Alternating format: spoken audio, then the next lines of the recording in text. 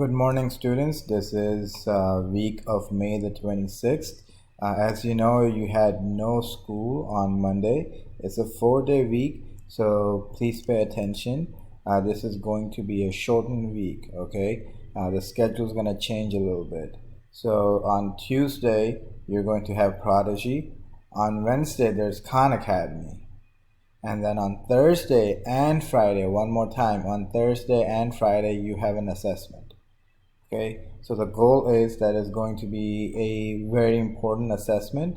On first day, I want you guys to give it your best try, get feedback, improve from your feedback, and then give it a second try on day 2. One more time, both on Thursday and Friday, there's going to be an assessment.